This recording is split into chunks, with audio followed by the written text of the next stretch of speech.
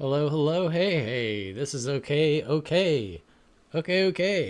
and I am on here tonight to do a live stream. I'm live streaming some enhancements for Wonky Wendy and the Crumbling Candy Factory Volume 1. We are going through every single page, which well over 100. And I've been working on this for over a week now, and I'm gonna go into each page. I've got 3 pages lined up to work on today here on YouTube live stream.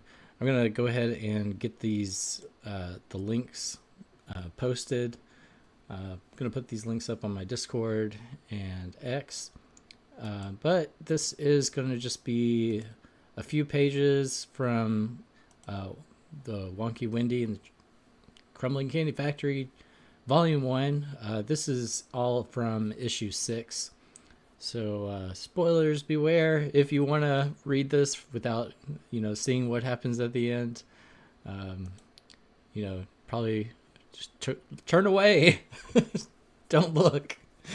But yeah, this is going to be just kind of showing you behind the scenes what all I'm doing to enhance this comic book for the final I guess this is what I would call the final release. Like it reminds me a lot of the Star Wars special edition releases. However, I'm trying to avoid the pitfalls that George Lucas made, where he kind of, made it a little too special, and especially Return of the Jedi. That special edition, I'm not sure what got improved on in that movie, but yeah, that's what we're doing. We're gonna go ahead and get the link. We'll see on YouTube here. Let me pull up my channel and get this shared. Let's share it on X too. We were talking about Pop-Tarts. I've kind of been busting my butt to work on this live, this digital enhancement stuff, and I put in, not too intentionally, but I've been like working really long nights and really early mornings. My sleep schedule is really messed up by this point. And so I'm just rolling with it. I'm like sleeping when I get tired, and then working on this volume 1 when I'm not. So lots of end of the year stuff I've got to get to. I'm not looking forward to that. But so what I'm doing first is I've noticed that most of the inks are a little bit fine, I guess you would call them. And so what I've been doing is I keep the original inks, I call them OG ink, and then I duplicate the ink layer. And this way I'm going to have the original inks just in case I ever want the original inks back, because I don't want to, forever edit the master file. But here we go. We're going to name this the new ink layer. You can see it is 2 layers of inks. So all the inks are, a little bit kind of like they're in bold font, like the line work is bolder. And I forgot I was doing that at one point because I was so short of, I must have needed some sleep, but I forgot I was doing that. I was like, how did I do these lines so well? Because like I was in there kind of doing edits and I was like, those are really sharp lines. So, yeah, that's how you get really sharp lines, I guess. Because I wasn't sure the inks were going to show up that well when they get printed, because these pages are going to be, I think this is about full size right here. And, it's going to be, I want to make sure that the inks are, coming across and looking bold enough. As you can see here, I think this is where it looks perfect. Like, I think it looks great. I've been going through some of these word bubbles. Like, it seems like on some of these pages I forgot bubble tails for the speech bubbles. So I'm having to go in there. I do a lot of like text editing as well. Um, in the first volume, I was kind of experimenting, and I was kind of just being rebellious and being like, I don't care if my word speech bubbles, extend past the panel borders. Like, I don't care. I'm gonna do it anyway. Like, I know you're not supposed to, like, but I was like, I'm a digital artist. I don't care. Rules are meant to be broken. So that's what I've been doing, and um, I did it so much that basically I just didn't change it that much. There's a few places where I was like, oh, if I can move it in and not have it be touching the panel border, I did move it in. If there was an instance where it's like between the panels, there's a lot of that, and I just kept it. So I'm not worried too much about that kind of stuff. But as you see here, like, there's kind of some like uh, what do you call that kind of thing, where it's like just little blips of ink that need to be fixed, and they wouldn't show up too much on your final product, but this is one thing that I was like, this is something I definitely want to work on, and I think it's something easy to fix that's going to make a big impact overall, because you don't have all these little mistakes for the inking. And whenever you double up the inking layer, any kind of accidental little overextension of ink, it becomes even more noticeable. So I think it does overall kind of add to the just like quality of the work. And I am, like, as I go back, I'm kind of surprised at myself, because with Sanderson Stepsisters, I think that might have been the first like running series that I worked on. And I even remember like the first 2 or 3 issues, I did those first issues sideways for a webcomic design, instead of actually, formatting it for an actual comic, traditional comic size. But yeah, so I'm surprised that I'm happy, and I'm like, I'm not. I remember back in some of the original Sanderson Stepsisters comics, I kind of cringe when I go back to the beginning issues, because like, oh, this. I was really just like first learning the trade of comics. I was not really a comic reader growing up.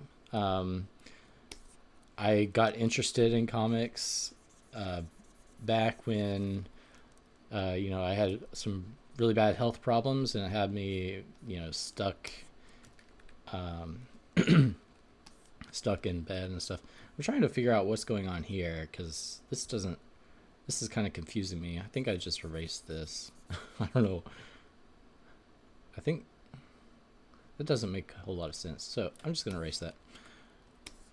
But yeah, it took me. I had a pretty big learning curve with comics, where I think my first comics are pretty folksy. I'll just say that, where you can tell I didn't have a lot of experience with comic work, and I think I successfully came a long way very quickly. I'd say something good about myself, but yeah, it took a while, and I'm going back into the Wonka series. I'm pleasantly surprised with how good the quality was starting from issue 1. I did notice there was more enhancements to do on the first issue than the others, but I've enjoyed going back through this. I now have to do issue 5, and I'm like halfway through issue 6, and then I'll be done. But my goal was I want to get through all the issues, doing the big fixes, and then I'll go through all 6 issues again with whatever time I have left, because I do have a pretty strict deadline by December 21st, which is, you know, this coming weekend. I've got to get the comic off to the printer by this Friday. So my thought process was, let's, you know, make that deadline, and we'll see how much playing around we can do, how much we can add, or, you know, how much time we have to do major edits.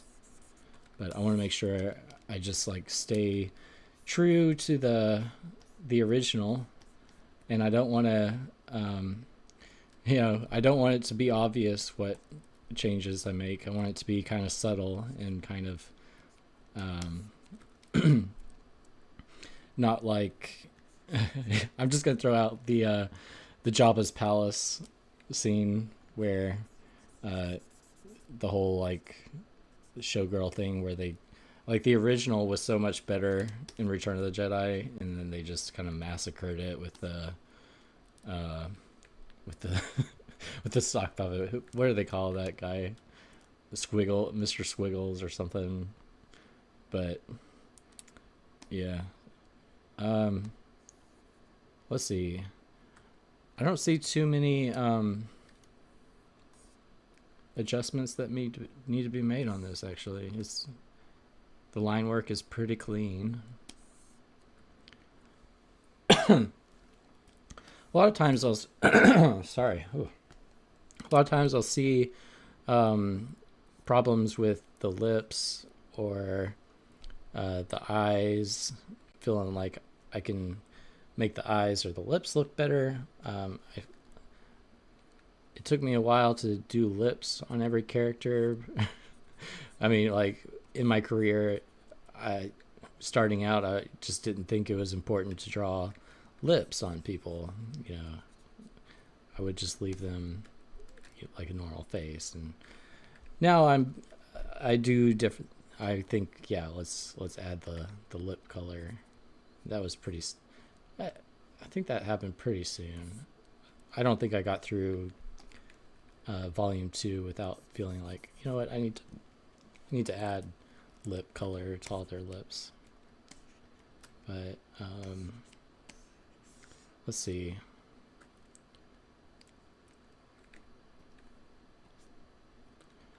I've enjoyed going back and kind of rereading the comic as I go to, because I remembered, what's going on? I remembered issue 1 pretty well. It was just, you know, not that well, I guess.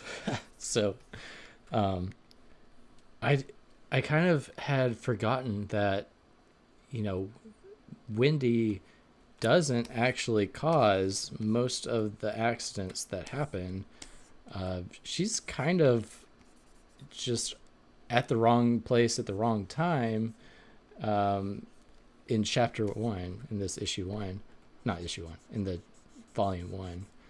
And it really kind of changes gears in the second volume, where the factory is really falling apart, and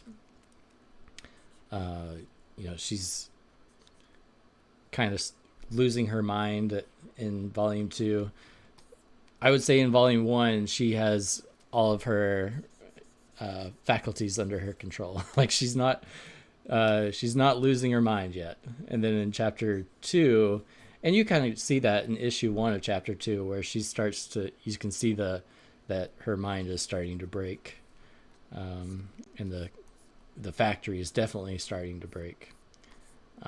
So I thought that was kind of cool. As I was going back into doing like a reread, and as I work, I'm enjoying the progression from chapter 1 to chapter 2, and how there's a different kind of it's a drastically different feeling that happens as you go from volume 1 to volume 2. And I really enjoy and I'm remembering going back, I remember talking with B Ridge over a lot of, I think we had Discord back then. And we also had Google Docs. So I remember talking with B Ridge, and when I committed to doing a volume 2, I was like, I want to put a lot of thought into this up front. I don't want to get into it and just kind of like do a sequel just to do a sequel. I wanted to make sure the sequel feels justified. Doing the same thing with the epilogue. I didn't want to do the epilogue just to continue the series. I don't want to come across as like a sellout, or like a movie executive who's just like, hey, we have this IP, why don't we just keep it going? We churn out movie after movie after movie, and we never have to stop. I'm trying to avoid that. I don't want it to feel like I don't want to feel like I'm a sellout. I don't want it to appear that way or come across that way.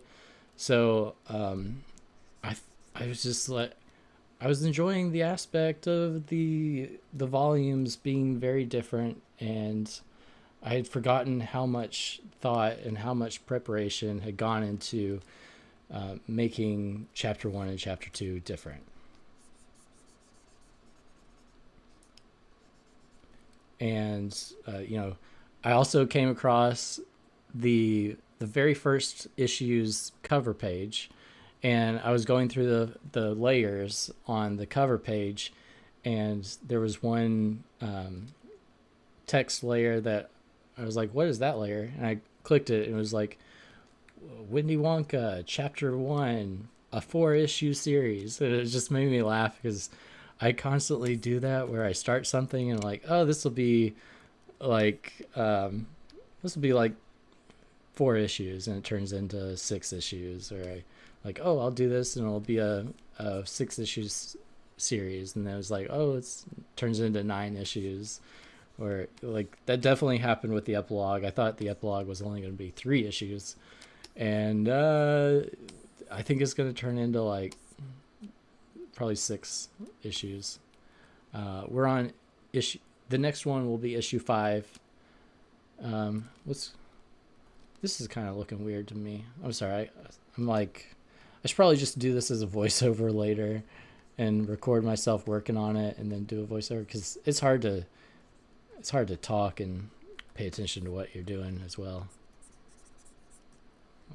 Start talking, and 5 minutes later I'm like, whoa, I haven't been working at all.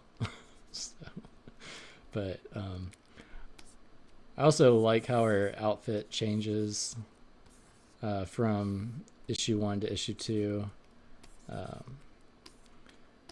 She definitely feels like a different person, even in volume. I said issue 1. I meant volume. Let's see. This is weird because it looks like I made her upper eyelid kind of indention her eyelashes, which shouldn't have done that. I'll add a few eyelashes here. Kind of thin that eyebrow a little bit. So when we zoom out, a lot of times I notice in volume 1, the whole style of art kind of drastically changed. I got more stylized as I got into volume 2, so the art, it feels like it's almost done by a different artist.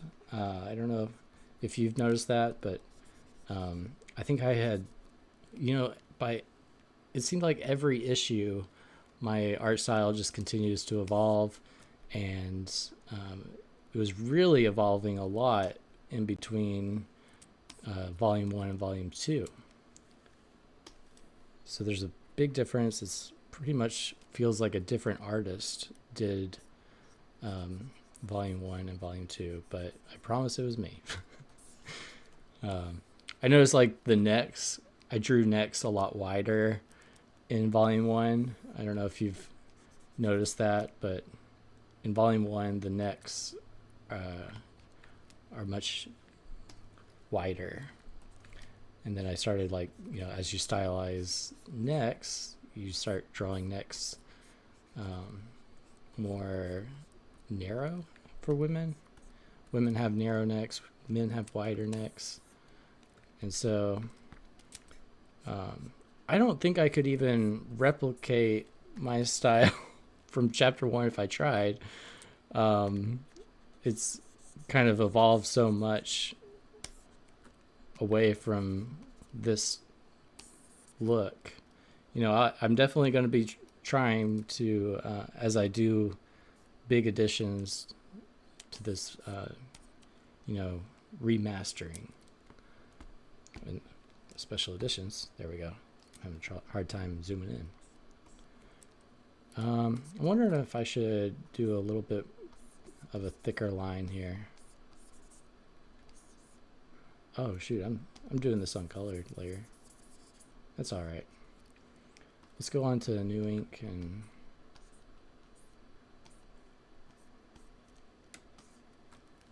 time is just flying by this month. Normally it feels like holidays, you get to spend more time with family, I think. I feel like I've not been able to spend as much time as I want to with my family. And I've just like lost my part of the brain that keeps track of time.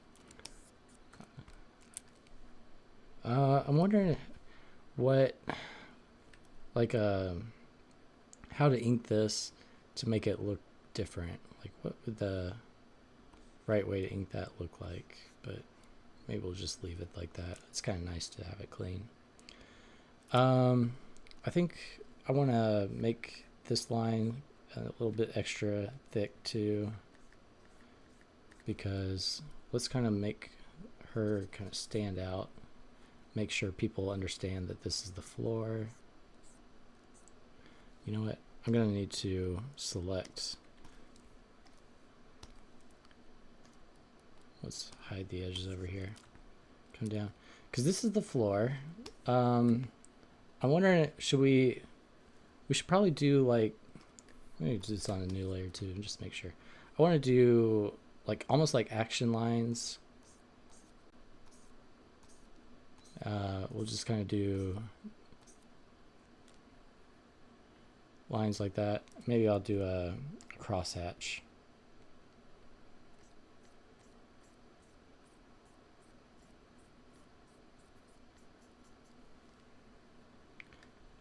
And let's use the multiply layer, which I like to color code my layers. I almost always have a multiply layer. Let's use blue, kind of blue it up.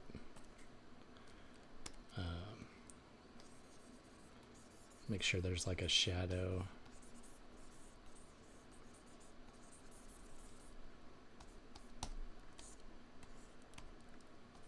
Let's kind of do a shadow back here too. Let's do even like an ink from her arm shadow. Kind of help that shape. Want to make her hands feel very like, I guess her hand and her this little rear over here in the corner, want those to feel like they're kind of popping out of the screen at you. So let's see what else we can do to make those really pop. Let's use the multiply layer. I almost want to like put that in black back there. Let's try the ink layer and do some cross hatching maybe. Oh, I'm not using black. There we go. Oh, now I'm on multiply layer. Okay, here we go.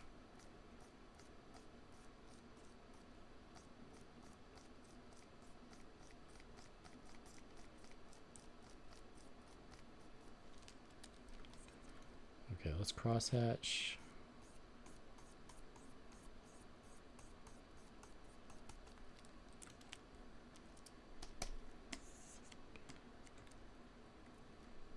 I'm almost thinking, I wonder what it would look like if I just blacked out this whole space over here. Just blackened it. I'm not sure I want to do that, but let's at least make it pretty dark. It's going to put a lot more focus on that action happening over here. And I need to erase that and unselect it. I don't know what happened there. Okay, so I'm thinking like black. Let's do the black on the overlay.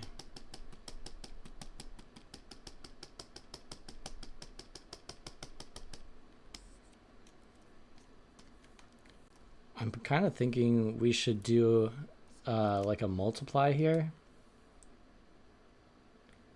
You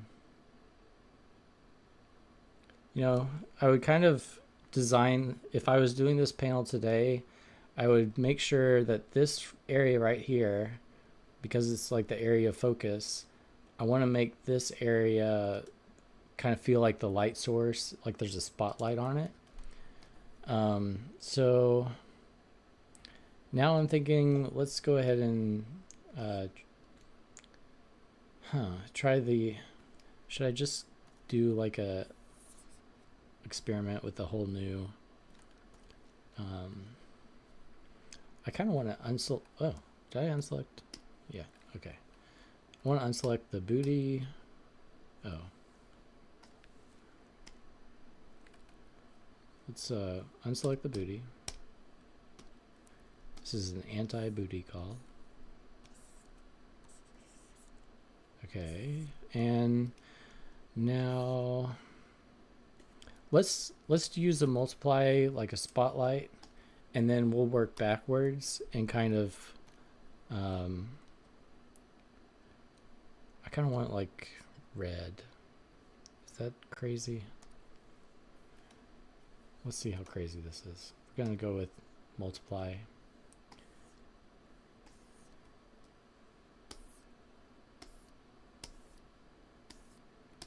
I kind of think I'll try what it looks like when I take the red off and change it to a different color.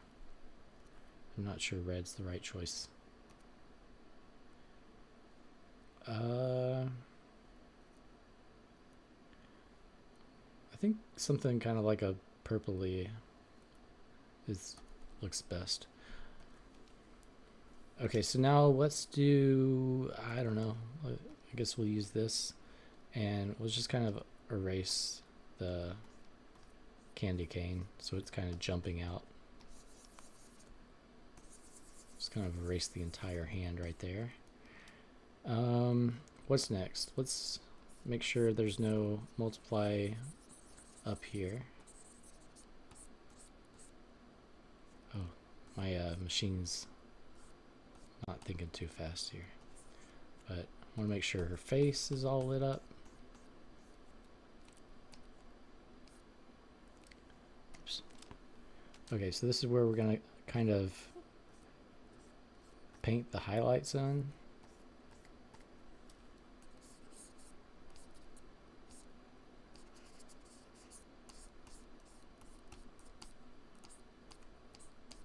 And I'm just going to kind of gradually fade out. Let me get that color back again because I erased a little too much. Where is this? Multiply.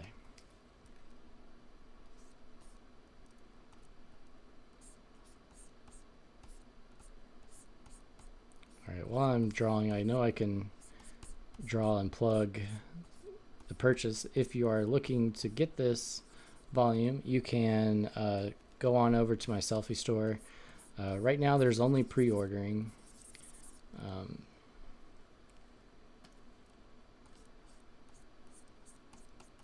I'm trying to get a really accurate count for how many I need. It's an expensive book to order, so I can't be ordering a bunch of extras and just have them sitting around. So I'm hoping to sell pre-orders and know how many to order. If you want to make sure that you get a copy, you can get over there and pre-order before this coming weekend, which is the 21st, so I'll know how many to order. Alright, so it's multiplied now. You know, it's pretty strong, so I'm gonna just kind of lighten it all over here. Alright, so I'm kind of feeling like I need to select Wendy, and I'm going to erase some of this multiply on Wendy. Didn't mean to do that. I'll just keep right on her hair.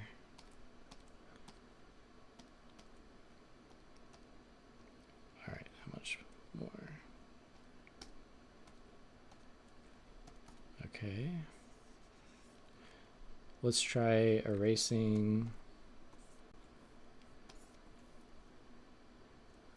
a little bit right here. So let's get the soft round, and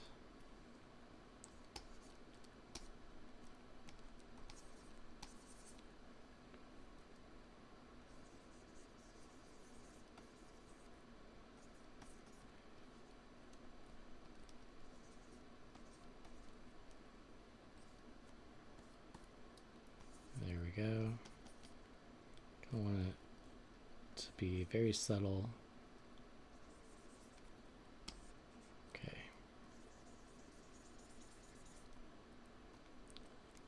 All right. So now that panel's done, and it definitely helps kind of guide your eye and see what's going on here. Kind of want to see if like what action lines would do, but I think it would make it all a little bit too hard to read. This looks kind of theatrical right here, and we'll keep that for now. I'm not seeing too much that needs to be fixed on the color layer here, but definitely see a little bit extending. The other thing I noticed is on issue 6 or issue 5, at some point, I started not coloring her sleeve puffy things. You know, the part right here used to be pink, and I started just doing them white. I guess I thought white looked better, so I was like, oh, we'll just change them to white. But yeah, I've gone back in, and it's pretty easy just to paint those pink. I feel like it's better to be consistent with those. You know what? I should turn contiguous back off. There we go. So I just come in with the multiply layer, paint the pink on. And you know what? I don't even know why I selected that. It's probably would have been faster just to hand do it.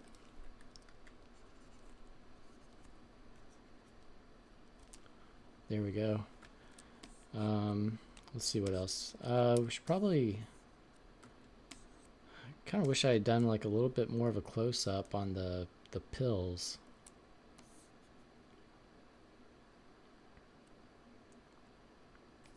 Let's see. I can't really do, I wonder if I could blur this back here. I don't want it to look too, I don't want it to look not vectored. What is that? What's that called when you see pixelated? I don't want it to look pixelated. Oops. I don't want it to look pixelated, but I also don't want to do ink back here. I want it to be pure color.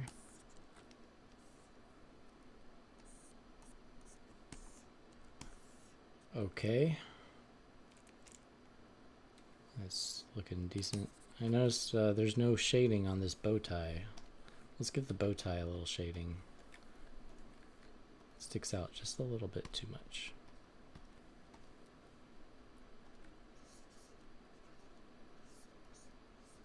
I noticed her bow tie on her chest disappeared. I was like, now I'm gonna need to go back and look at that, because I thought she had a bow tie on her chest, you know, between kind of like where cleavage is. I thought there was gonna be a bow tie there, and I feel like it disappeared. The other thing is, in issue 6, her leggings change. She goes to almost knee-high boots when she used to have like thigh-high boots. So she got tired of walking into thigh highs, I guess.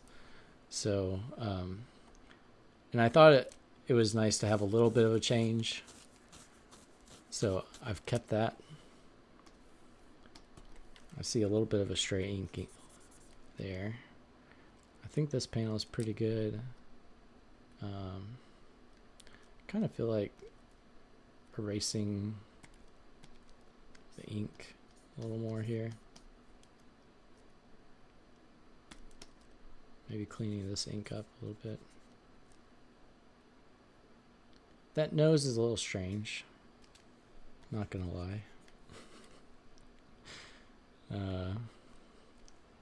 Where is her eyeball? The eyes are a little bit not lining up 100% either. Sometimes when I double up the layer, the way the eyeball, like if there was any sort of slight edging like that, that would be, you know, doubled up times 2 is a lot thicker. And so starts looking like she's either cross-eyed or a wonky eye. What do you call a wonky eye?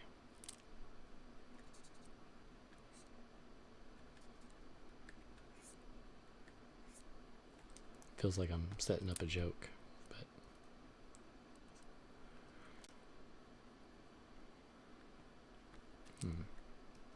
now I would make her neck a little bit skinnier here, but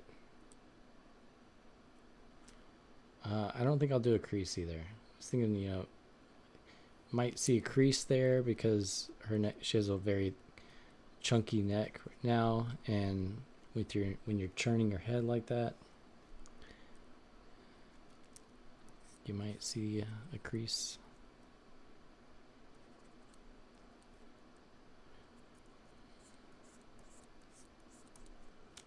All right. And I'm just gonna, now it looks even worse. There we go.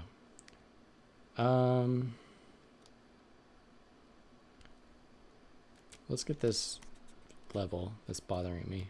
It's like the Rick and Morty thing. I experienced true level.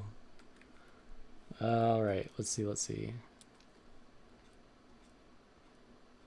give her a little bit more eyelash. This circle is not quite circle.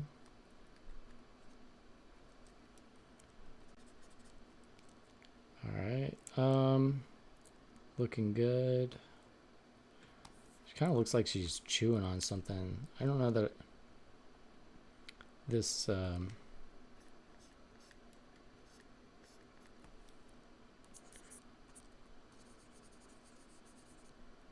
gonna make kind of like a shadow. That way it's gonna stand out more. Yeah, this cheek is looking a little strange, I admit. You know, I saw the movie Slither is on Tubi. If you'd like to watch Slither, you know, that is... And I didn't know Slither was written and directed by James Gunn. I I was shocked when I saw that today because I've only seen it a few times and never paid attention to the credits, which I mean it jumps up pretty quick after the ending. So James Gunn was proud of that movie. And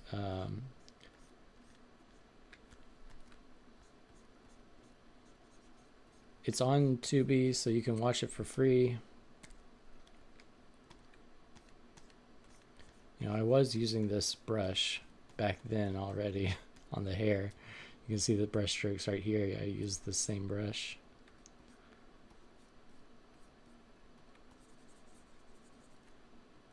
Let's use a little bit of a white.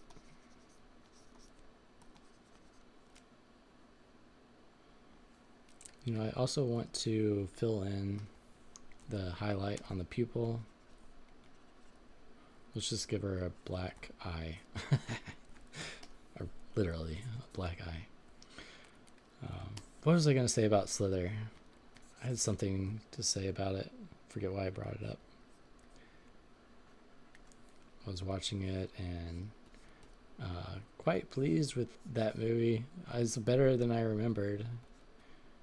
Of course, I love the scene that comes up. That's like halfway into the movie, I guess, when the I guess the woman who's been like locked in the cabin is eating a lot, and she's turned into this giant sphere of flesh.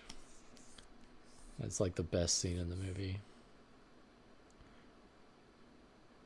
I also like the time when the good guy jumps into the room with the like a hand grenade that he's going to throw at the monster, and like as soon as he pulls the hand grenade up to throw it, the monster just like knocks it out of his hand. It was just like totally unexpected. And I really thought the mayor was gonna I thought the mayor died a lot sooner than I remembered, just because they set it up like, oh, that guy's gonna die real quick, you know, he's not gonna make it because he's like a giant dick to the car in the road. He's like cursing in front of a child.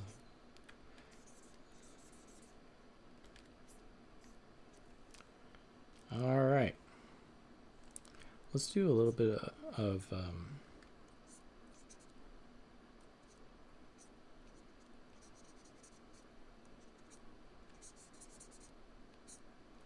I guess that wouldn't be there. Let's do that. You know what? Her wrist isn't really defined here either. I wonder if I should define it.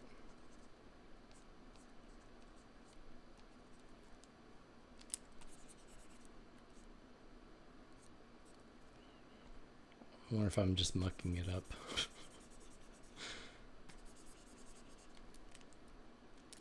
I think I am. Probably looked better without any ink right there. Alright, kind of feel like maybe doing a little bit of cross hatching. Whoops, erasing. A little bit of cross hatching to show the leg is in the back here.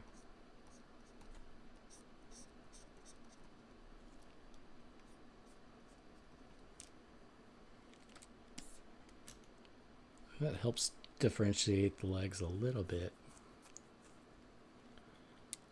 Let's see. What else? This is a little bit strong right here. I can see a little bit of an edge issue along here. Let's do that ink away too. All right. There's a little bit of an extra inking on this.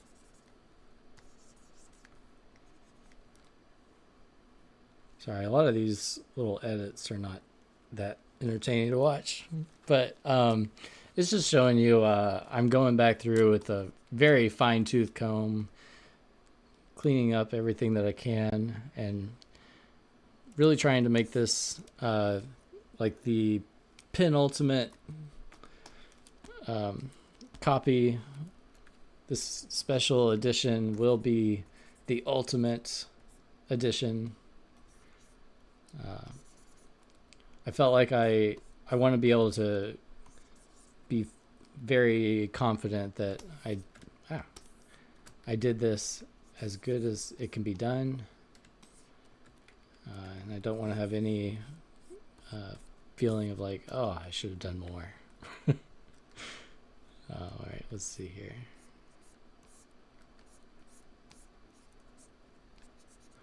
So I remember years ago, probably like when I was on, halfway through volume 1, when I was doing that work.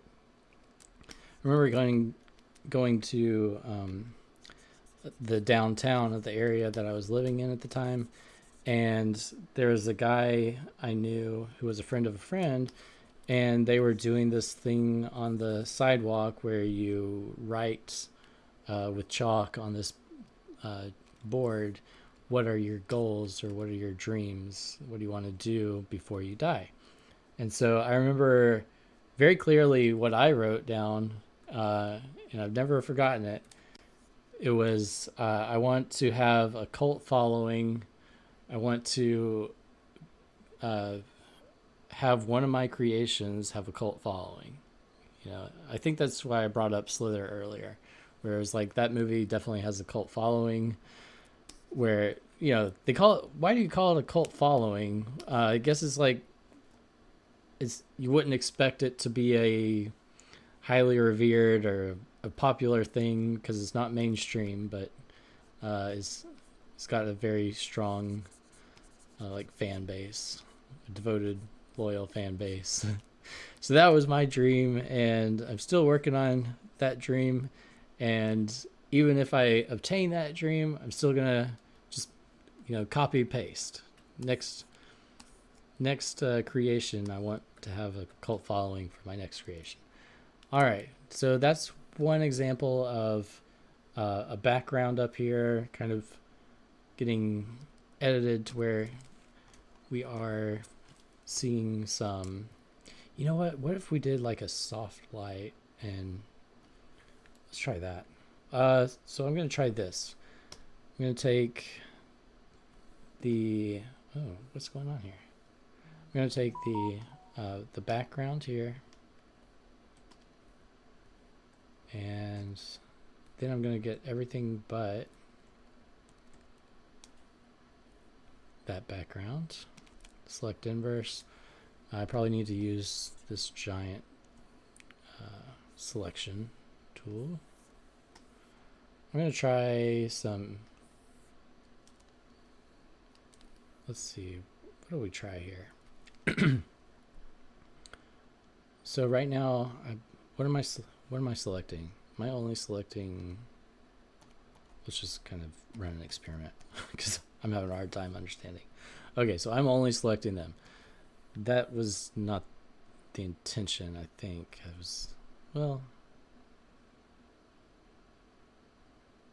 Yeah, let's do it.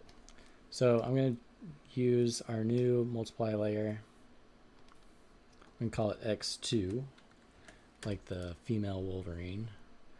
Let's go, that is what they call it, right? X2. What do we do? We'll do like a light blue up here, so maybe we go with like a orangey, reddish. Got a lot of orangey red over here. I'm going to use the X2 layer. No, too much color. Let's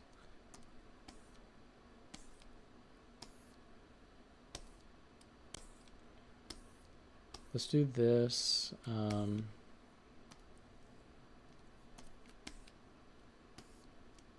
gonna make sure her face isn't too dark. Let's come in with a little bit of a, I can't use a multiply because it'll just darken everything. let's do, kind of tempted to do something crazy. Let's try splotchy smoke. And here I'm just kind of washing out the top.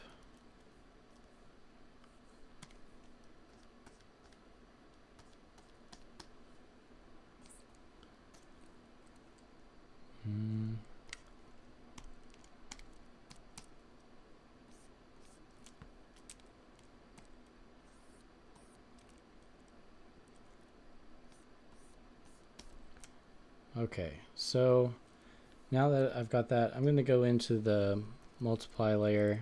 Let's kind of lighten the face up generally, and maybe we just take all the multiply off her face right here.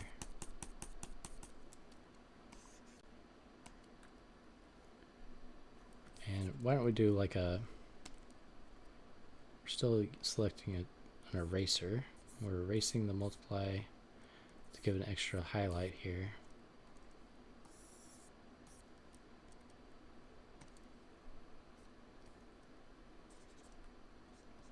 Just want to make sure there's no multiply in these spots.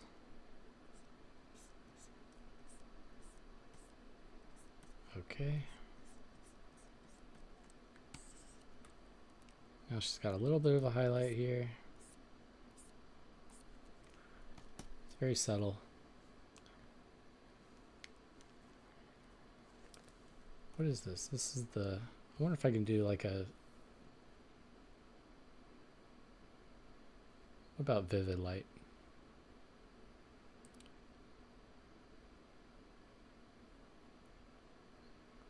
Was overlay kind of making it, we can do that.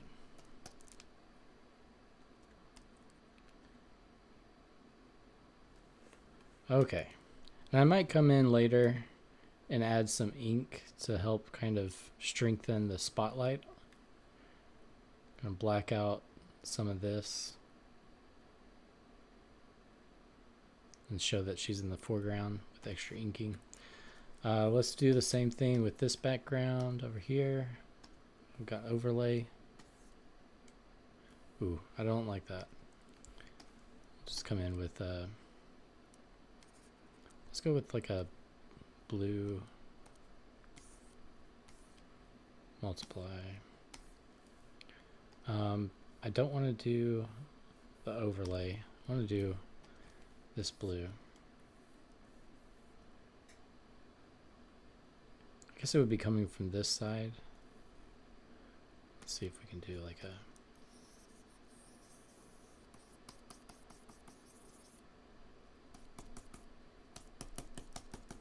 is that too strong? That's too strong. Let's go way back. Take it way back.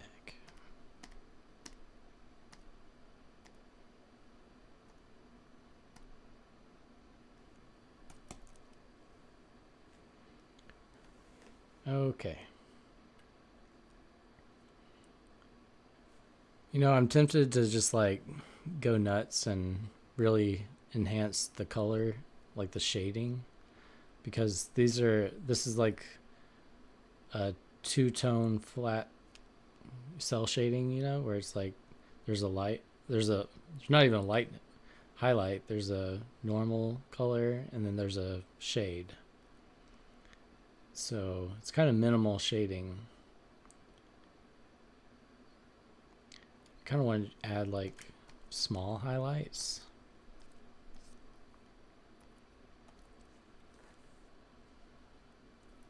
Let's go to 6. And her cheek is still kind of bothering me.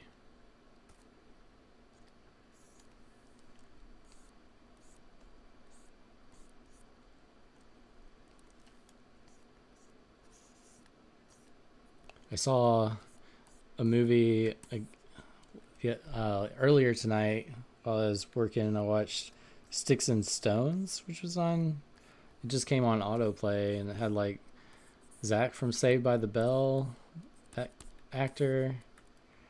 Who else did it have? It had Gary Busey, which if you don't know Gary Busey, he's like the crazy. He would play like the ultimate bad guy in some films, and also like what all was he in? He's if you see Gary Busey, you know who I'm talking about. But I remember Gary Busey from when he was on like I think it was Late Night with Jimmy Fallon a long time ago, and he did karaoke. He was like, "I'm Gary Busey," and he did this really nonsensical song. I guess Gary Busey was having a moment in the spotlight. I forget why. Maybe he was in a movie or something, but I don't even know if I like that kind of spotlight. But he was having a moment, and he came out onto Jimmy Fallon, and it was an awesome, really awesome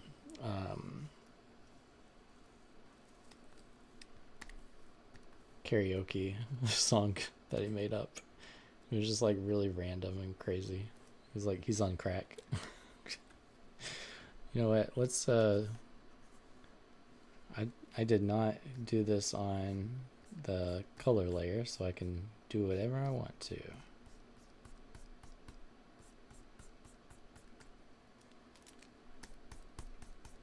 This is what I think is looking wrong.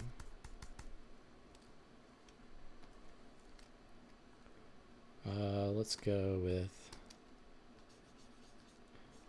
this should not be this difficult.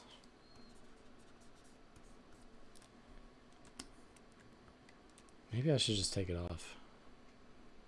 Is it weird to only do it on one spot? Let's basically take it off. Let's just leave a hint of it.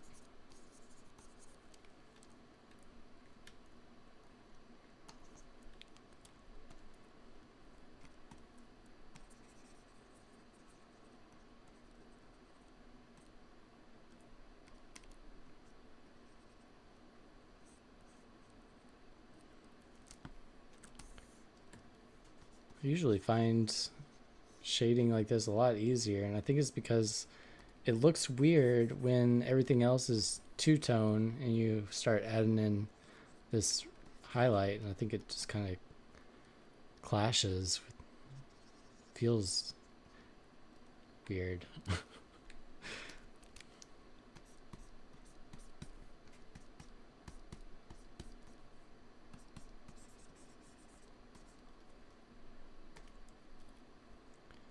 Let's use the 19 brush. I'm erasing. Okay, I need the brush. I find this brush is really helpful for kind of liquidy highlights. I also watched the Faculty movie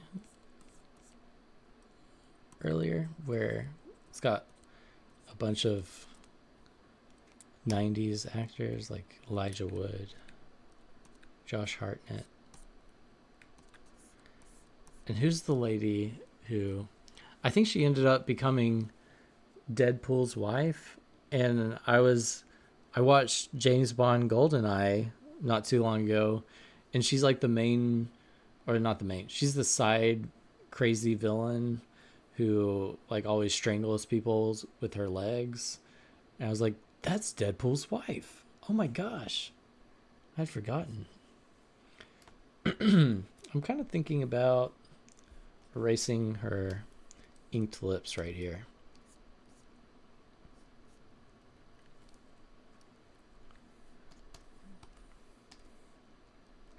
Let's just kind of color that in right there. Yeah, I don't mind her upper lip being inked, but I just noticed like she's got no lips up here. So let's give her some lips.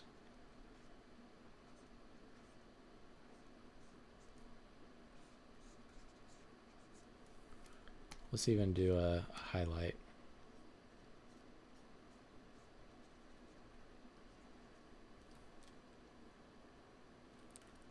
And this cheek is still bothering me. So let's fix that cheek. There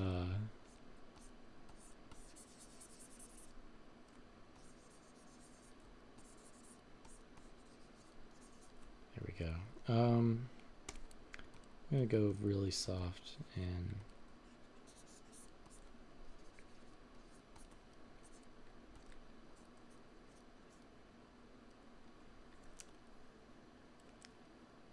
not quite as noticeable now.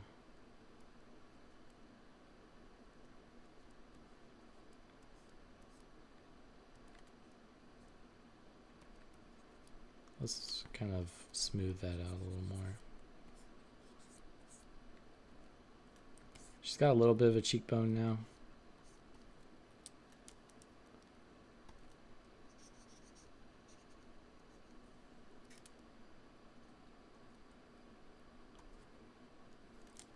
Oh, there was another movie. This is how many movies I've watched today. What is that?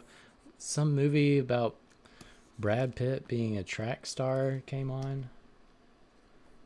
And also another movie called, oh, I don't even know what was it called. It was pretty dramatic and kind of it was like a tragic movie.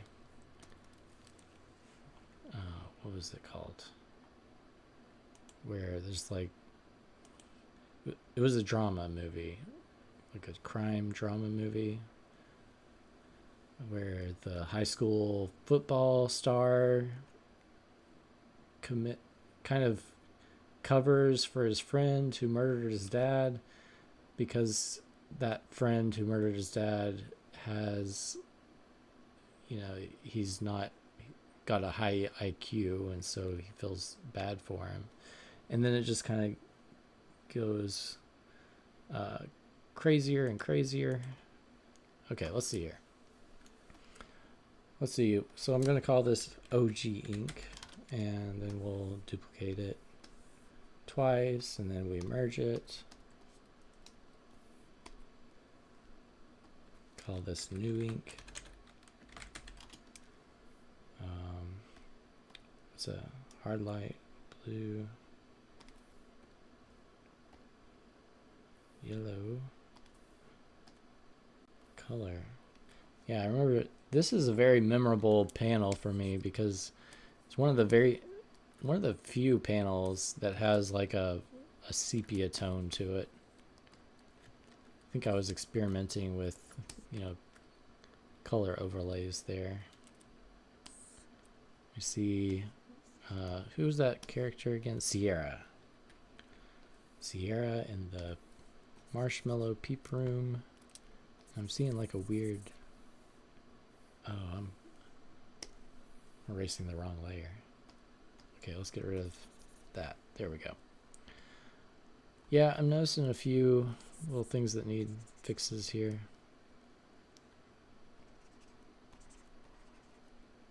Oh, there's the yellow peeps. Funny story about the peeps. If you've never read B. Ridge's Wonka's New Tour, that was essentially what inspired this whole series. And it's a great read. It was I think I read, back then I read all of his Wonka's New Tours, and that was the scene where I was like, that's the scene I want to draw, And I think we kept it pretty much as it is. Didn't change too much with the writing. Definitely got to see what that whole story looked like in comic form.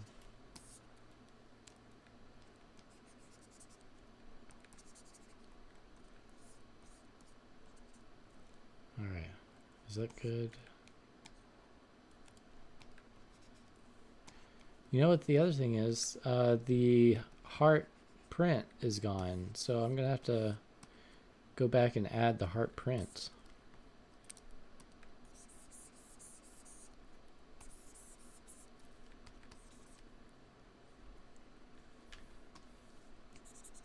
really like that. Was on my Subscribe Star. I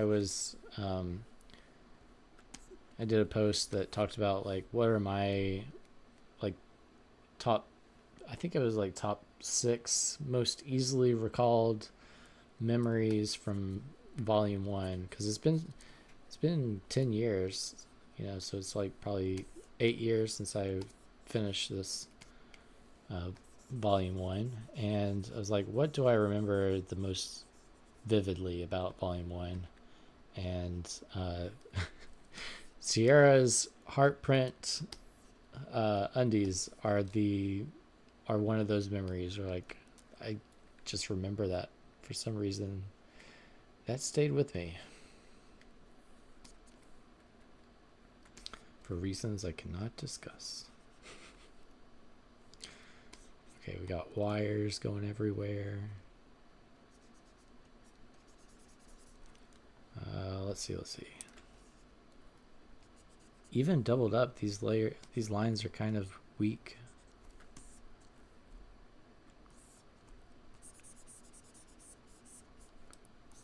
All right.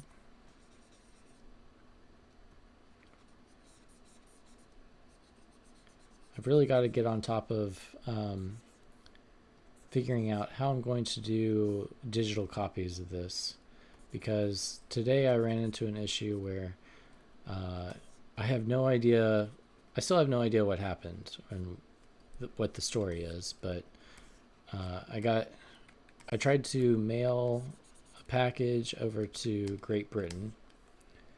Someone in Great Britain bought Volume 2 and tried to mail it over there, and I declared it as a signed comic book. And because I declared it as a signed comic book,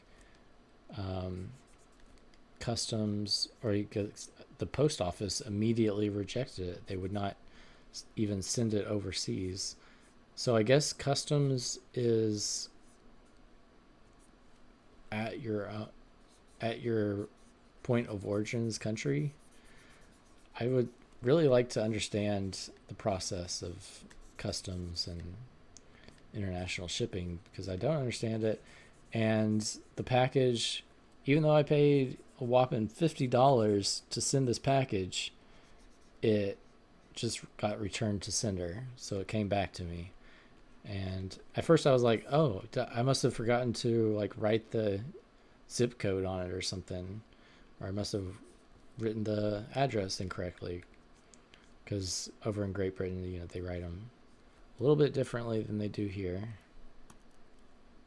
They're like, here we have five numbers, and over in Great Britain it's like,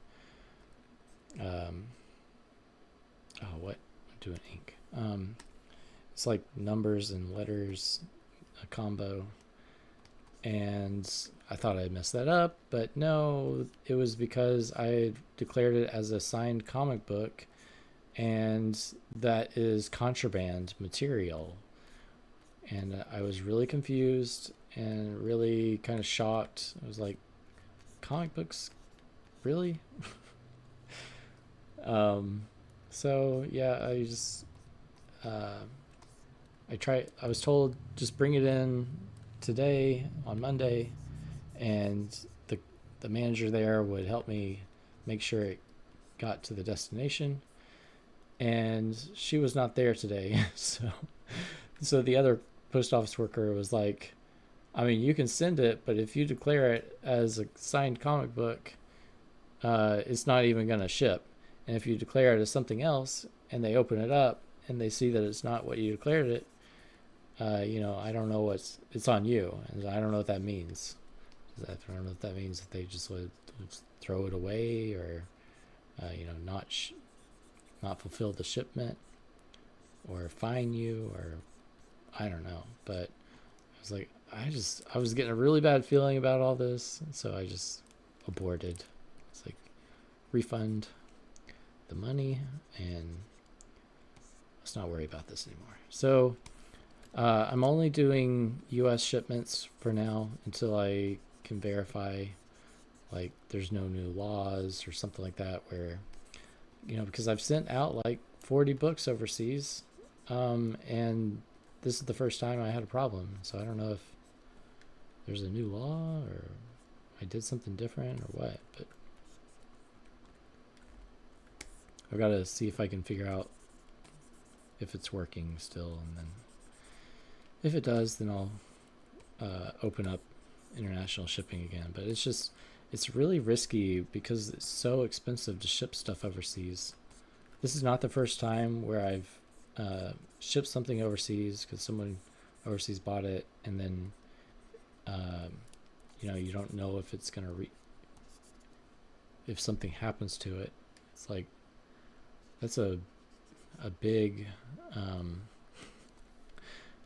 loss if something happens to it, because that's like $70. Wait, no, that's like $100.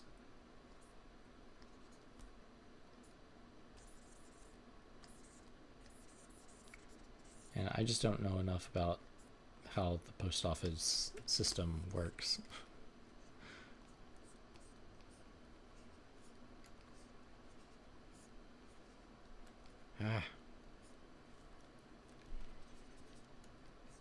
But I know if someone in America buys it, I know I can get it to them. Okay, so let's see here. What do we got now? Let's kind of clean up these lines.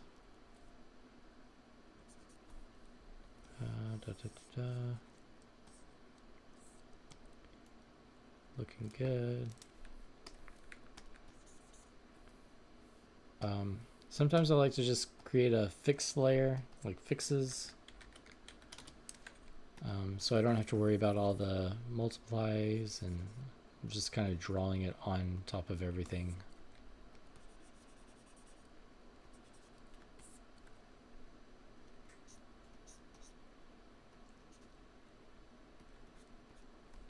It's a lot easier than going through layer after layer, figuring out which layer to change.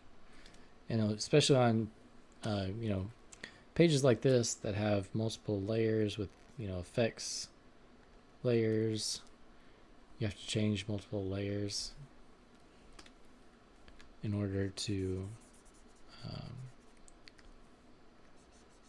draw a single line, or one edit. You have to go through like 4 layers of effects or something like that. It just sucks. So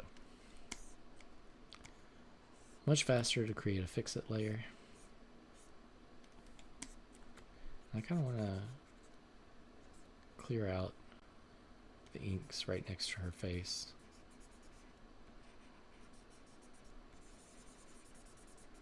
I don't want any ink layer in the background to be touching her face right there. Let's do it on the fix layer.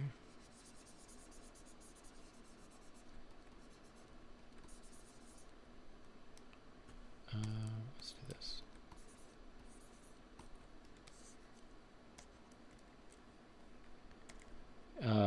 And getting back to, what was it? Well, I'm on the fix layer, aren't I?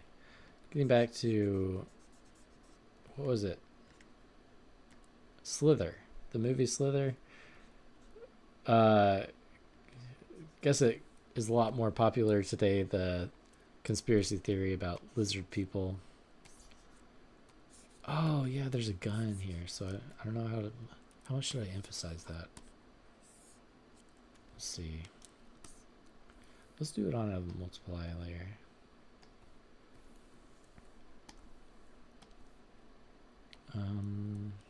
Let's kind of make it pink, maybe.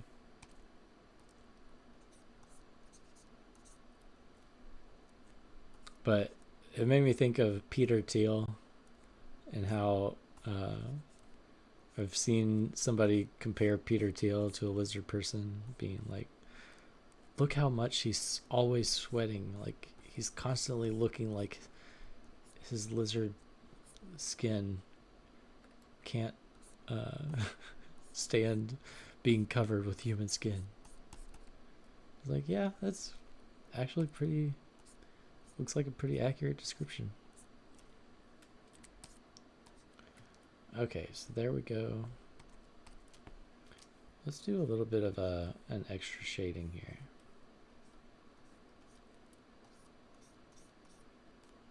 We're just going to come in and erase this. Let's do blur right here.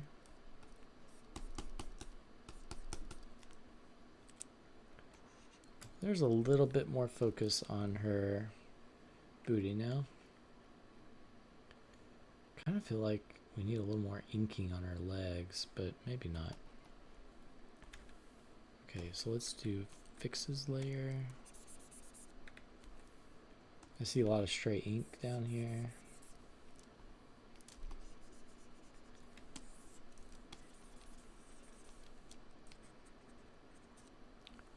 Nope. That is on a color layer. Alright, let's make sure no ink is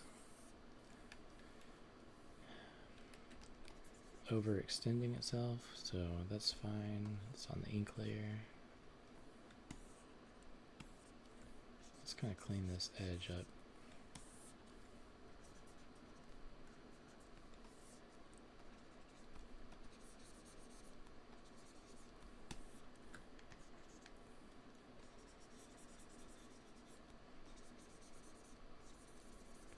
Lots of just tiny, tedious work. Alright, see anything else? It's good to work. It's good work to like watch a movie or listen to a podcast too, because it's very kind of mindless work. Alright, what you call busy work.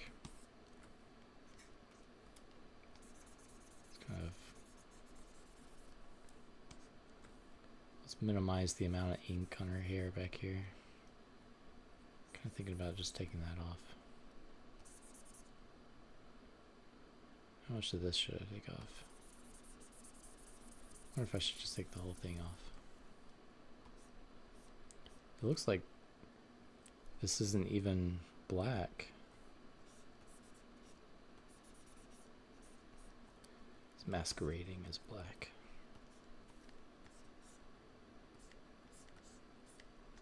That's happened to me a few times. It's really annoying whenever somehow you end up without, if you ever like color sample to get black and you color sample over here and you look at it and it's like not quite black and you're like, dang it, how much did I do before I realized that? Sometimes like I'll ink the whole page with like dark brown or something, and just because I caught it way too late. It's really annoying. Epic fail.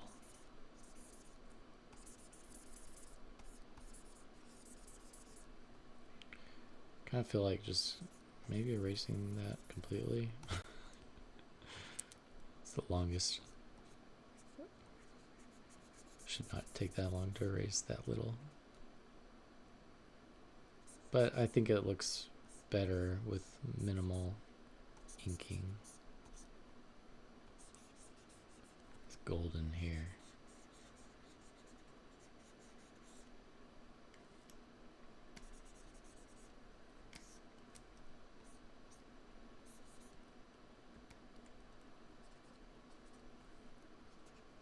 Does look like I got a little out of control inking.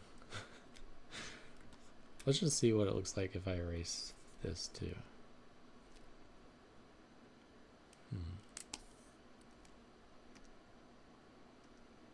I like it. I will erase this though. That's the inking that doesn't look right.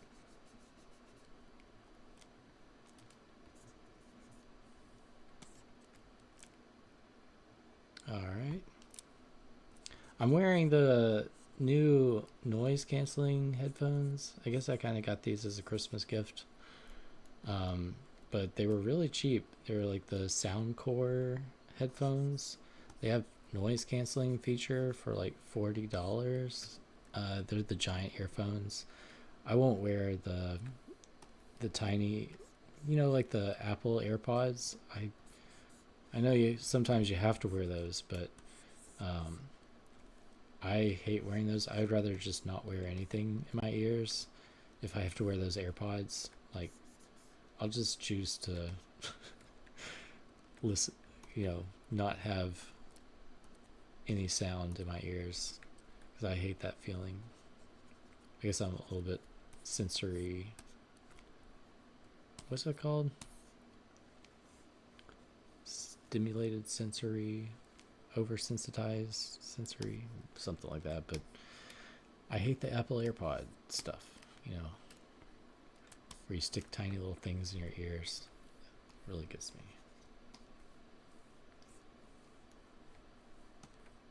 Alright, let's put, oh man. Let's just take the overlay off.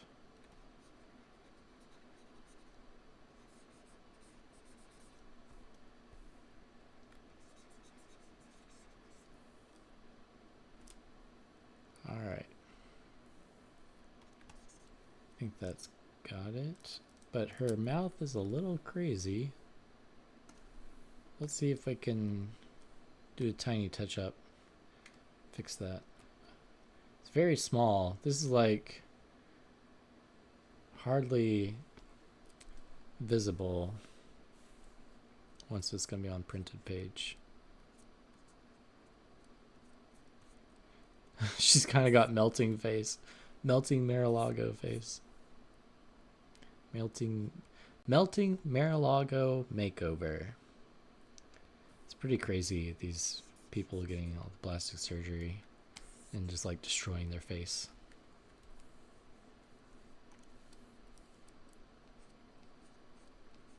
Especially when they were attractive before. Like, there was no need to have plastic surgery. Let's do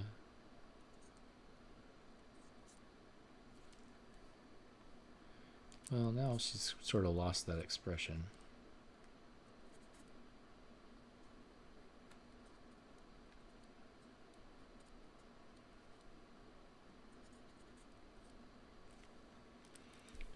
She does have melting face.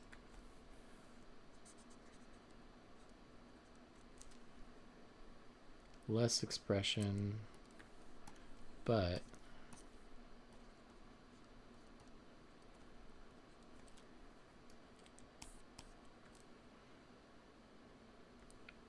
looks more anatomically correct, that's for sure.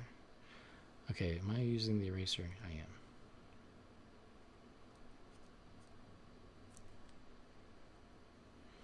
Now this eyeball is a little strange.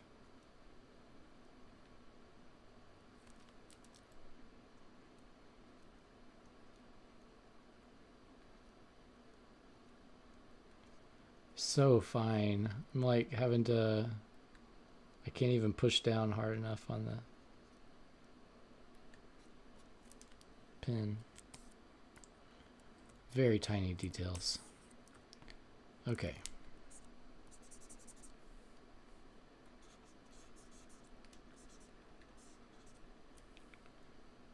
All right. Let's fix that.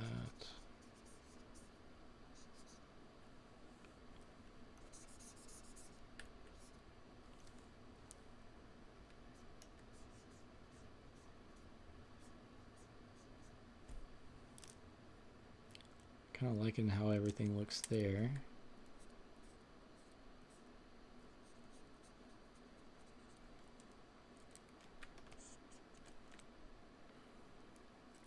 I see a little bit of a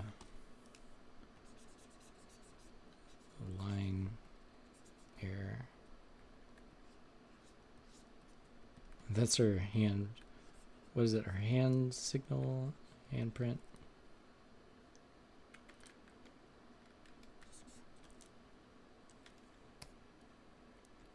Okay. Nowadays, I would have just drawn this. But I can tell back then I was like, I'll just copy paste. I do see that this little inking problem right here is Not. Let's get rid of the upper lip ink.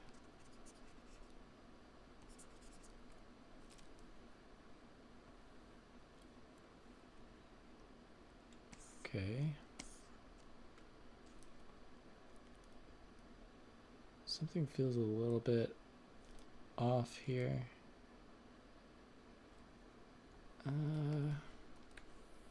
Let's just extend her eyelash a little bit, I guess. Maybe it's this little thing right here.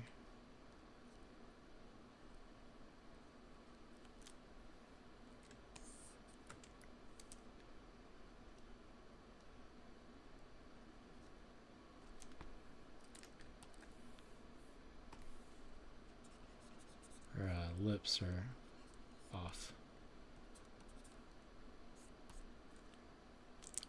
There we go. All right, I think we're ready for the next page.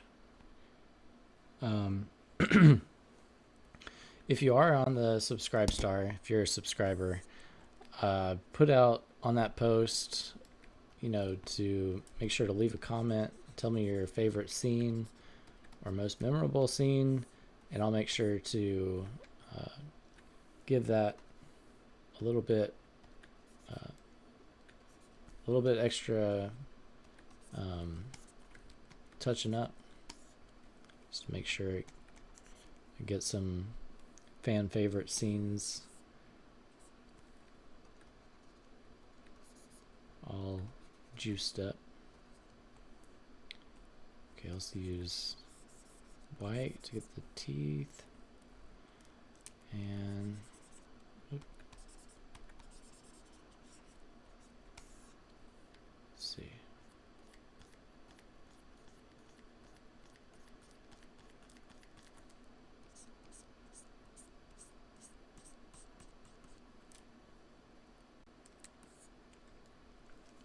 Alright, I can tell over here I was using ink to help make that look right. I'm kind of tempted to try just going pure ink. Yeah, that probably looks better. Let's go with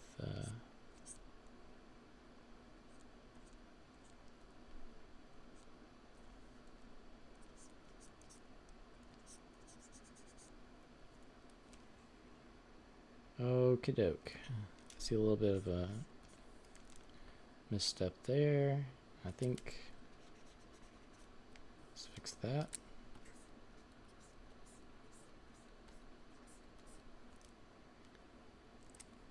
Just make sure we don't over ink her hair.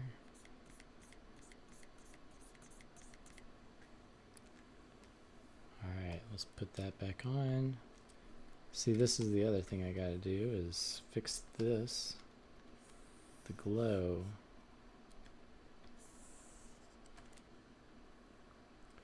Where is this glow? This is all over here. Let's kind of erase that.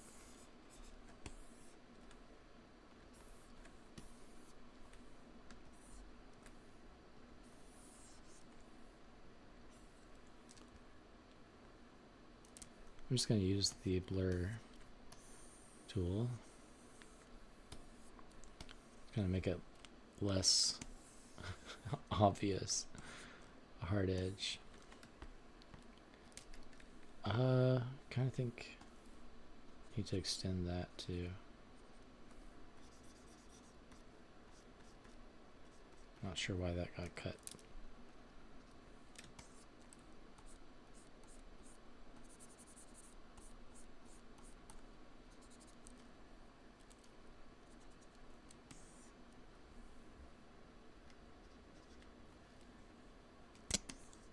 Okay.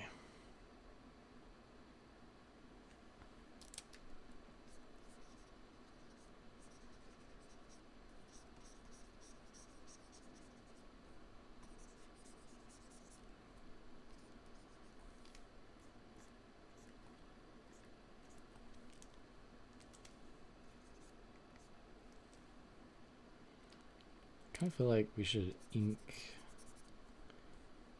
a shadow here, or maybe just on multiply layer. Let's do it on the multiply layer. Let's go blue. It's going to add a little bit more color variety. Ooh, that's way too blue.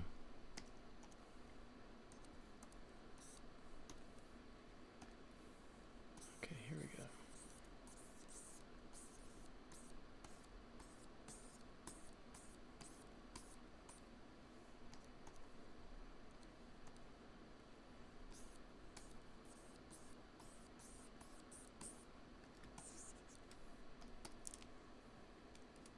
Kind of helps guide the eye. Now I kind of want to do like a whole spotlight effect on the floor. I'm not going to include that. Maybe that way it'll kind of help push it even further. Let's use, since it's a blue light, let's use like an orange.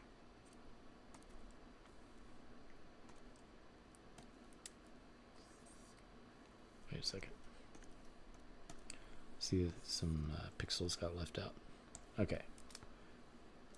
So multiply layer. Kind of. Let's switch to airbrush with texture.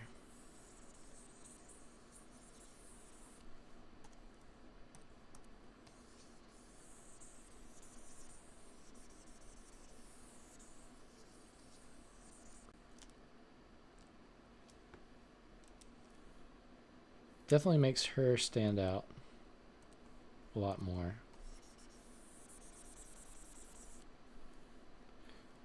Let's see if we change the hue, how the hue. Ooh. Yeah. Let's make her warm and the background cool. That's what we should do.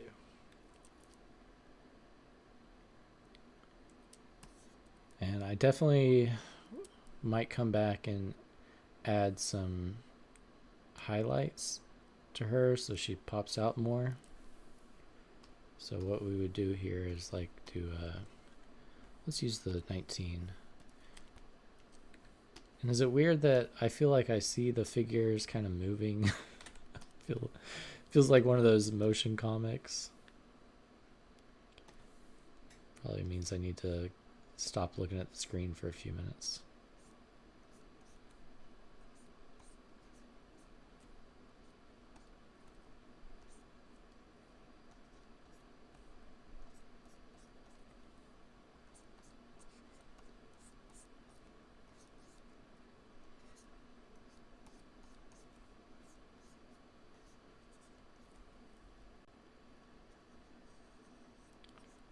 All right, that's going well. I'm trying to do just tiny highlights, nothing too major. Just enough to make it really feel like it's popping.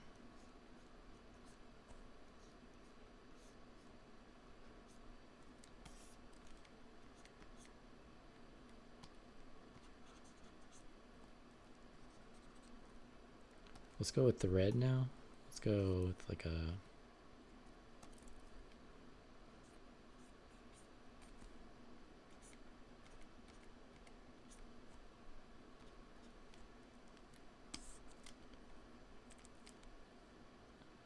helps make her stand out. So I'm gonna select her pants and then we'll do a glow, I guess.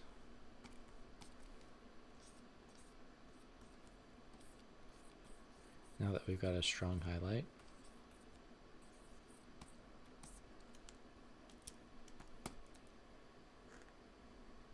Wow, I almost don't want to add this glow.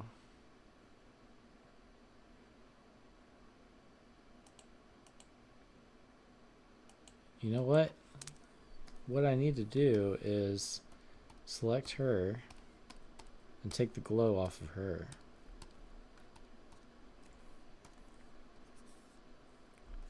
And I'm getting hungry for dinner. It's 9 o'clock. I'm like European dinner.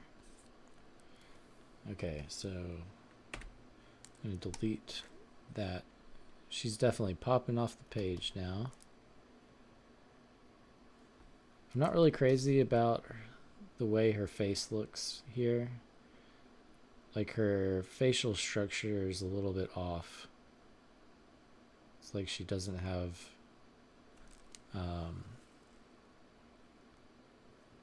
any fullness to her face. So I'll probably come back and fix that later. Might be a little bit tedious. Alright, now for the last page. We're going to start by calling this OG ink. Now we're going to duplicate it.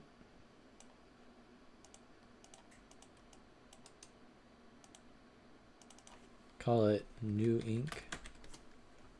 So this way we always have the original inks preserved. Just in case. Because I do a lot of editing to things. It's hard for me. I'm a little bit of a pack rat, I guess. So that's probably just the pack rat in me being like, why don't we save it? I'm the kind of person who saves the birthday cards and you know, just like special occasion cards. I like to hide the cards because they do kind of pile up, and it's like you can't just have a whole stack of cards. So I like kind of hide them everywhere, and so I can randomly find them. You know, like I'll put cards inside books.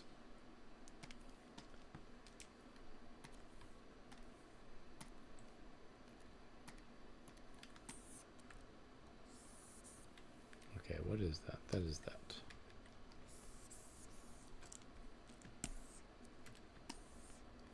Let's make sure all this is... Let's go ahead and blur this while I'm thinking about it. The lights. What are the lights? Okay.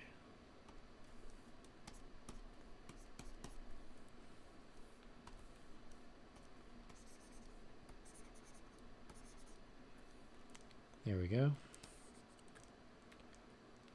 The inking on her is a little bit messy, but again, I'm zoomed in really more than I should be. I'm going through this with a little bit too much of a fine comb. Let's see, I can see some ink here.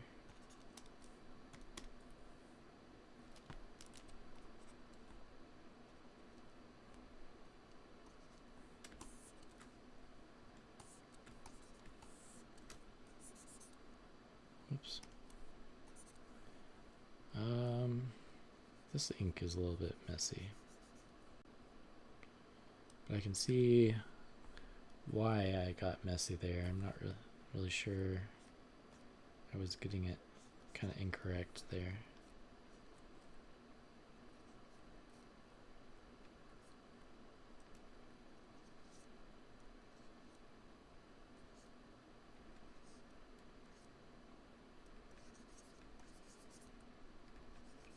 You know what? Let's just do that.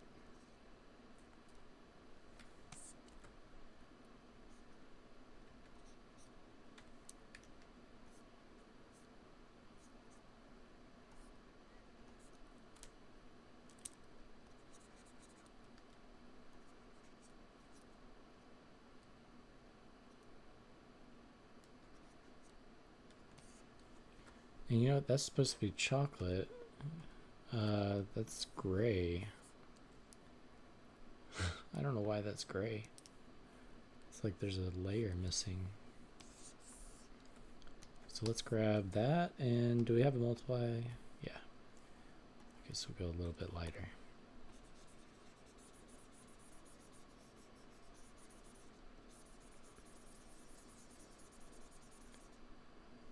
Probably tell I'm getting tired because I can hear it in my voice.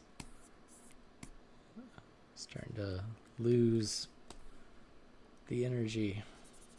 All right. Let's see here. We got a little bit here to do. We got to get her teeth white. Wish it was always that easy. Let's do a lips coloring. Let's use a 6. Ooh, it's like super bright. I remember designing Andrea off of using, for reference, I used somebody from YouTube. There was somebody I was watching a lot because they were doing a lot of like movie reviews and that kind of thing. And she was a cool YouTuber. I don't think I ever told her that I was doing that though.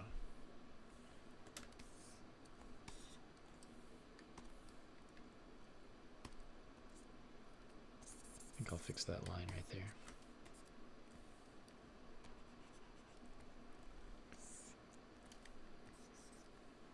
Felt like it was hard enough to tell, like, even if I told you who it was, you'd still be like, I kind of see it. It'd be like, it's not like, oh yeah, that's definitely her. Okay, so getting rid of all these stray ink marks.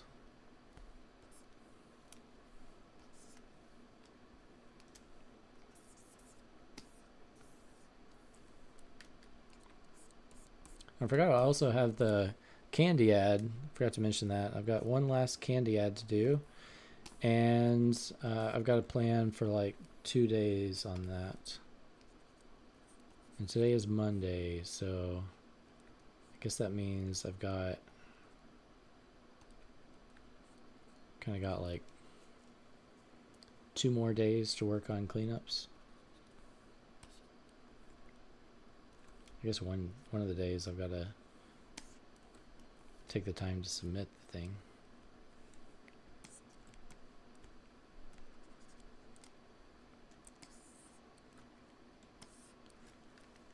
You know what? I think I'm trying to think of. Let's get rid of that.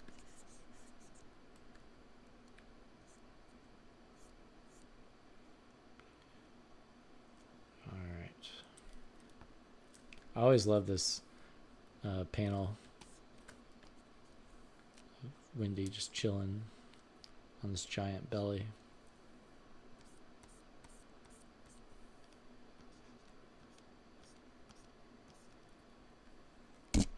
And I think I'm noticing her hair is going the other way.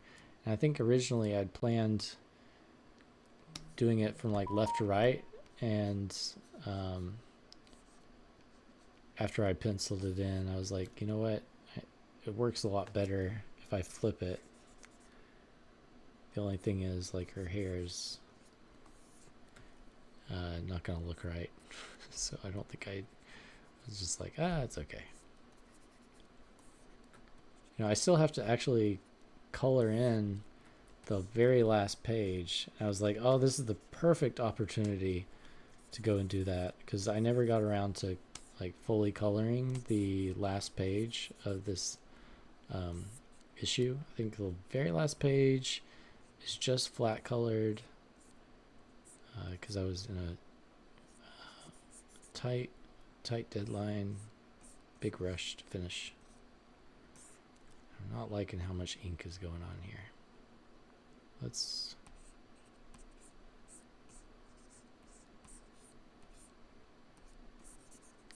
see how much we can get rid of.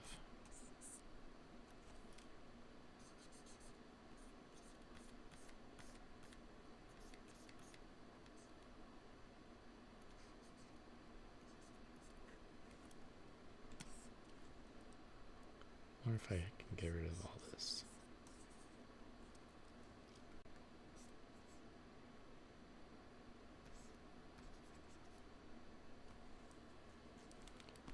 Even the shape of her head back here is a little bit, getting a little lost.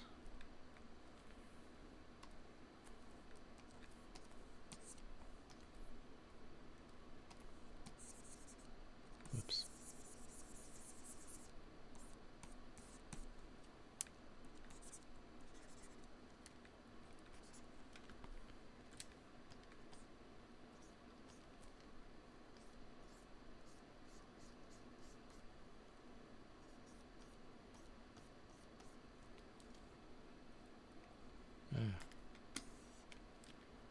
All right.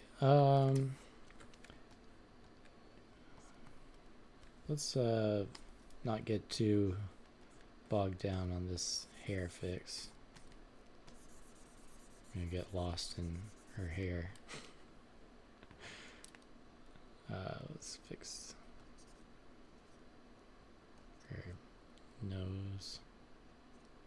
Not sure that eye is even drawn correctly. That's much better.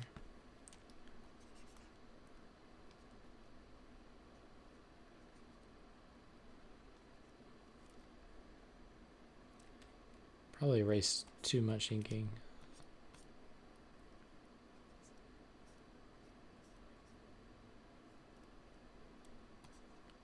Okay, let's see. Is there anything I gotta do over here? Yeah.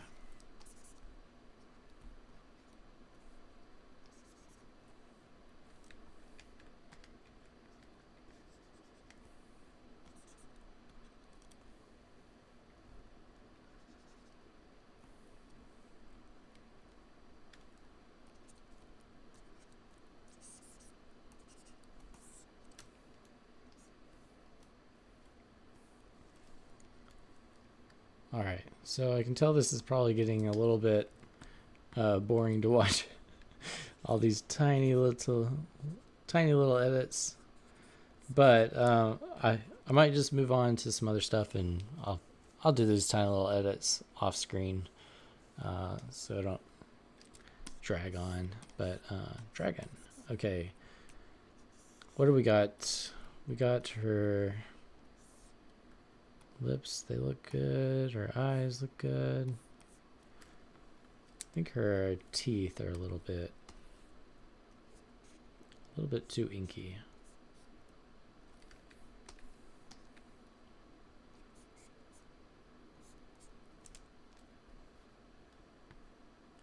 She's got some teeth now.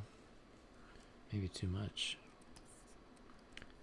I think I like how much ink, how heavy the ink is on her hair.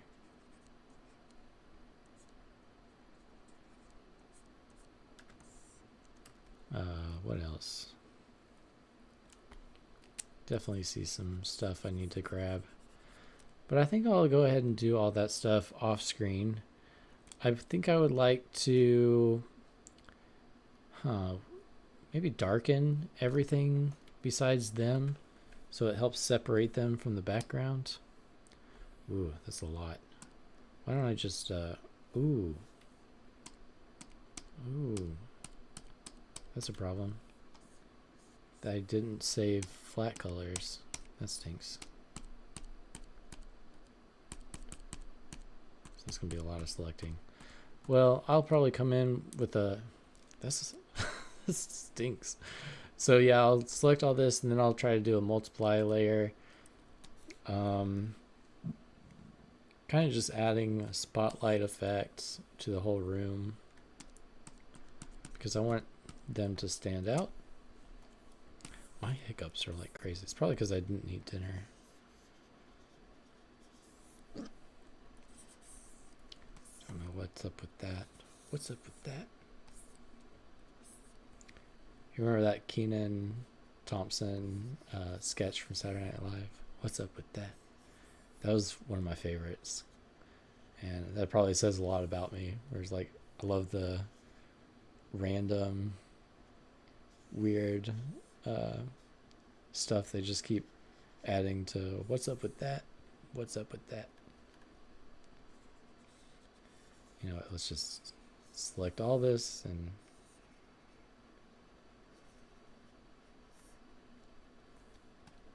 okay.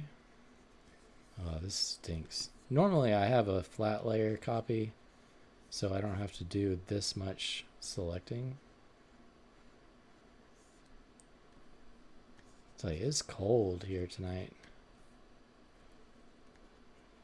And I feel like it's cold everywhere in the United States tonight. Okay, so I'm going to grab add. Ah, no. Okay. So now I'm getting kind of lost. Let's make sure to save. Let's grab the green, see what's going on here.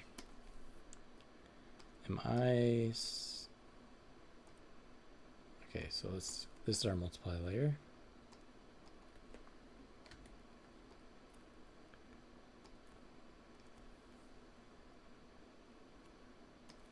Let me see. Okay, I'm gonna have to invert the selection. Huh. I guess that's the right thing to do. I was kind of almost thinking about, what if I put them in darkness and everything else is light? Let's go ahead and try it. That might be interesting.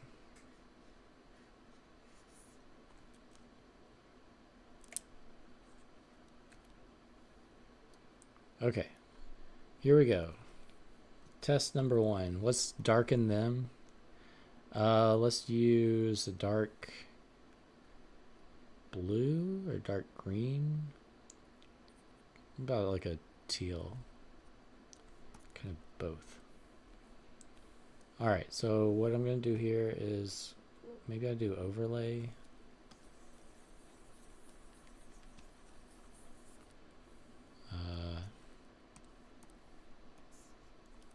Just darken it. That's kind of interesting.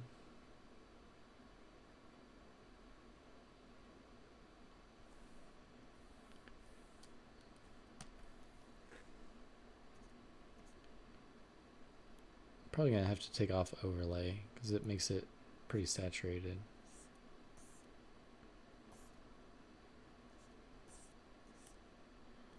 What if I just do gray?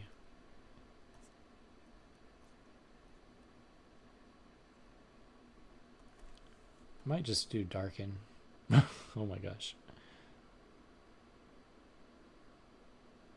Definitely darker.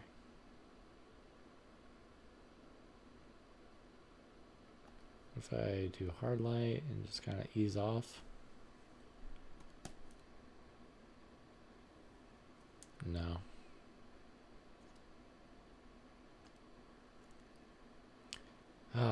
It's too saturated. That's the only thing but you know, on the comic page, when it's printed out, it looks good that high with that high saturation. So maybe I'll just keep it for now. That's one thing I noticed is the interior pages definitely need to be the saturation to get turned up. Something I learned after my first print. Okay, so let's try. Let's just make another layer. And we'll go with a light blue. What kind of? Where's my multiply? Overlay? No.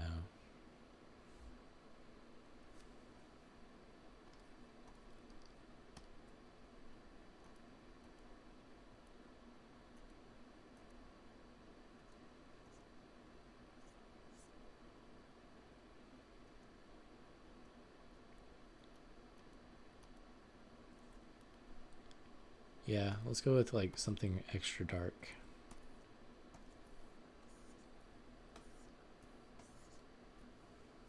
Really bring the spotlight. I want the eye to go from here to there.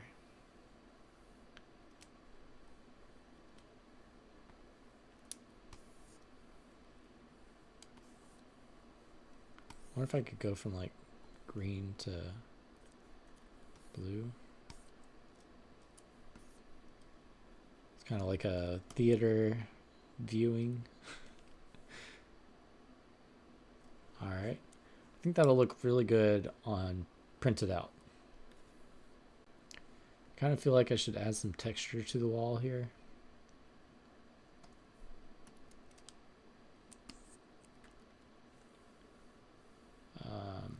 You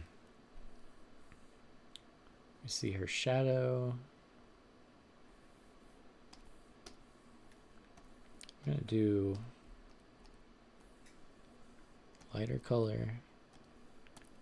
And why not do something like a dotty gritty shading?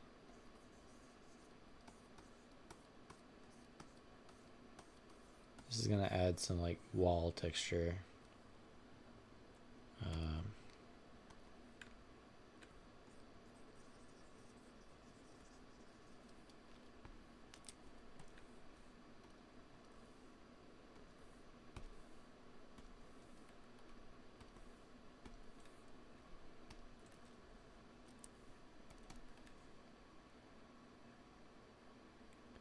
All right, now it feels more like a metal wall. Okay, so I'm gonna just use color to, let's get a highlight color.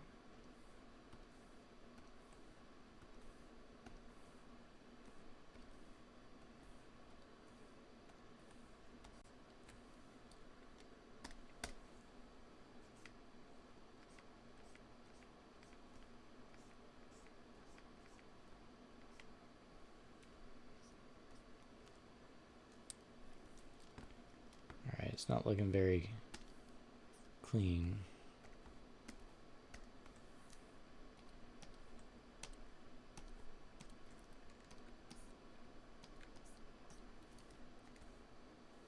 Okay, and I can see some extra ink when I zoomed in. Let's get rid of that. Okay, let's add ink over here too.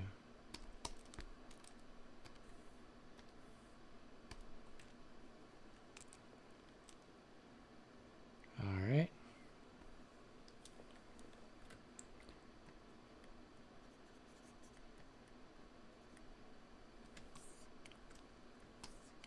I remember a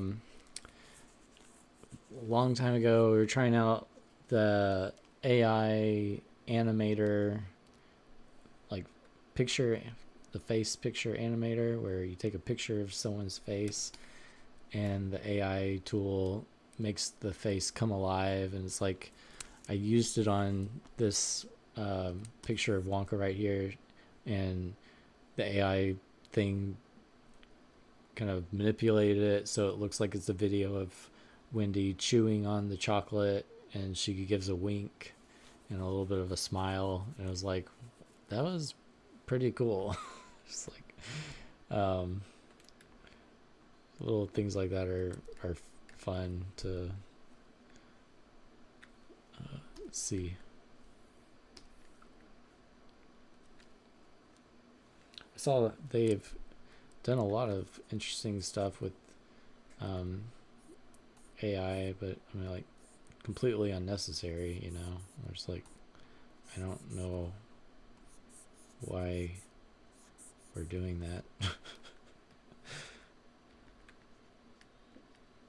Like, just a little neat, like, ta-da, look what I can do. Okay. Not sure this inking over here is necessary.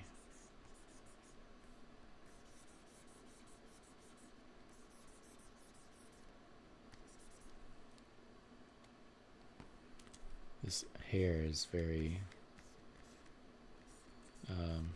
blocky or sculptural.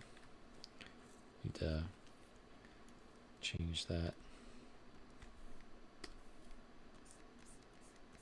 I kind of always did draw hair very sculptural, like almost like a piece of clay on someone's head.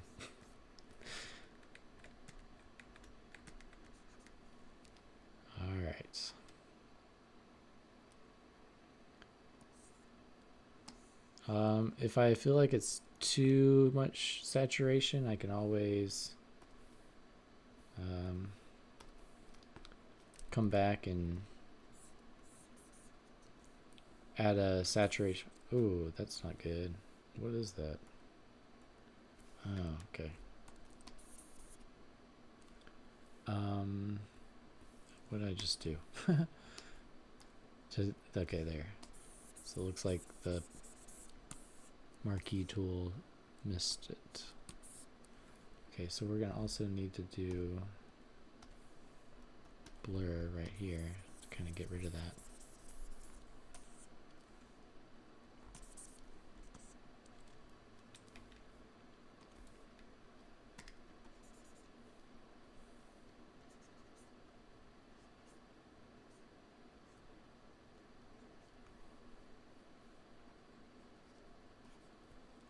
All right, we might come and, or I might come back and kind of just double up the ink line outline on these so it kind of helps separate them from the background. Whoops. Is this a fixed layer? No. Lighter color. Hard light, normal. There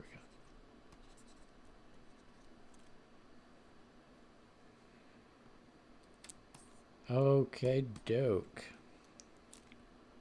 Oh yeah, she's got some of her little pills. Is that color? Yeah, it's color. Well, that's going to be it for tonight's live stream. Thank you for tuning in and hanging out with me as I kind of show you what all is going on in the process of digitally enhancing and cleaning these pages up. And it's like 150 pages, so it's a lot of work. But I'll pop on and do a little bit more.